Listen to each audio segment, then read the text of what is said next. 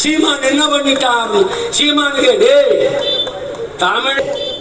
தமிழின் இந்திய அரசியல் வரலாற்றில், தமிழர்கள் அரசியல் வரலாற்றில் பணம் இருந்தால்தான் அரசியல் செய்ய முடியும் என்கிற நிலையை ஒழித்தது நாம் தமிழர் கட்சி.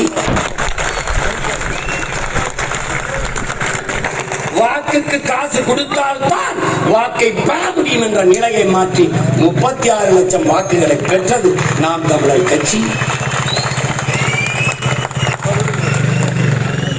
வெளியே வருகிற வாரிசுகள் அவர்கள் தான் நிற்க முடியும், ஜெயிக்க முடியும் என்ற நிலையை மாற்றி எளிய பிள்ளைகளும் தமிழர் நாட்டிலே அரசியல் செய்து வளர முடியும் என்று காட்டியது நாம் தமிழர் கட்சி. கூட்டணி வைக்காமல் வெல்ல முடியாது, இந்த சொல்லை கொள்ளாது நாம் தமிழர் கட்சி வாழாது. தனித்து நின்று வென்று காட்டும் கட்சியாதான் நான் தனி கட்சி. ஆனா கூட்டணியா உலகத்திலே நான் தான் பெரிய கூட்டணி. 8 கோடி மக்களோடு இணைந்து நிற்கிற பெரிய கூட்டணி. யாரெல்லாம் என் கட்சியில் கூட்டணி? ஊழல் லஞ்சத்திற்கு எதிரான மனநிலை கொண்டவன் என் கூட்டணி. அடக்குமுறை ஒடுக்குமுறைக்கு எதிரான மனநிலை கொண்டவன் என்னுடைய கூட்டணி.